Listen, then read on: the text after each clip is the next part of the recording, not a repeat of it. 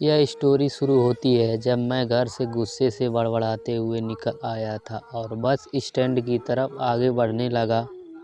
मैं मन ही मन बड़बड़ा रहा था, पता नहीं कितने पैसे छुपा के रखे हैं, लेकिन मेरे लिए एक बाइक नहीं ले सकते। अब मैं यहाँ से चला जाऊँगा और तब तक वापस नहीं आऊँगा जब तक मैं खुद के पैसों से बाइक नहीं खरीद लेता। इतना सोच ही रहा था तभी मेरे पैर में मुझे कुछ चुभने का एहसास हुआ। नीचे देखा तो समझ आया कि जल्दबाजी में पापा के जूते पहन आया हूँ। उन जूतों की कील उभरी हुई थी जो मेरे पैर में बार बार घाव किए जा रही थी, लेकिन उस समय गुस्सा अधिक था तो मैं बड़बड़ाते हुए आगे बढ़ गया। एकाएक मुझे याद आया कि मैं पापा का पर्स भी साथ ले आया हूँ। मेरे खुरापाती दिमाग में एक ख्याल आया, क्यों ना आज पापा का पर्स चेक किया जाए, जिसे आज तक उन्होंने किसी को हाथ तक नहीं लगाने दिया। पता नहीं कौन सा खजाना छुपा है इस पर्स में जो किसी को हाथ नहीं लगाने देते थे। जब मैंने पापा का वह पुराना पर्स खोलकर देखा तो उसमें पैसे तो नहीं थे, लेकिन पैसों की जगह पर एक डायरी रखी हुई थी।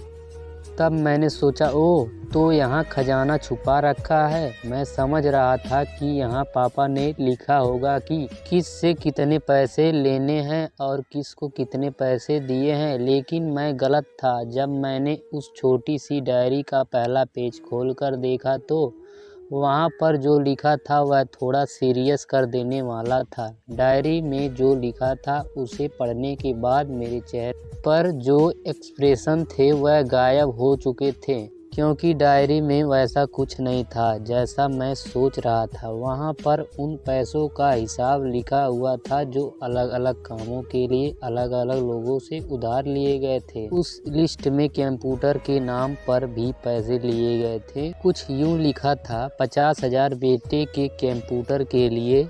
यह वही कंप्यूटर था जिसे मैं आज तक यूज कर रहा हूँ, लेकिन मुझे यह पता नहीं था उस कंप्यूटर को खरीदने के लिए पैसे कहाँ से आए थे, लेकिन आज पता चल रहा है। मुझे आज भी याद है जब मैंने पहली बार कैमरे के लिए जिद की थी, जो मेरे पापा ने मुझे 2 हफ्ते बाद मेरे बर्थडे पर ला कर दिया था, जिसे देखकर मैं बहुत खुश हुआ था। और मुझे खुश देखकर मुझसे कहीं ज़्यादा अगर कोई खुश था तो वह थे पापा। अब मेरे चेहरे से गुस्सा एकदम गायब हो चुका था।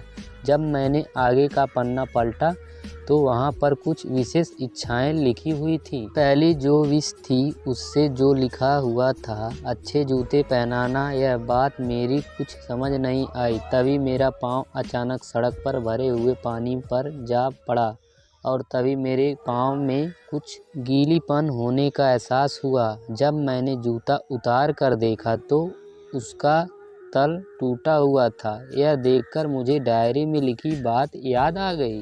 तभी मुझे माँ पापा की करी बातें भी याद आ रही थी कि कैसे माँ जब कहा करती थी पापा से, अब तो जूते पुराने हो गए, नए ले लीजिए, तो पापा अक्सर यह कहकर टाल दिया करते थे, जूते अभी और चलेंगे, अभी कुछ दिन पहले तो लिए थे।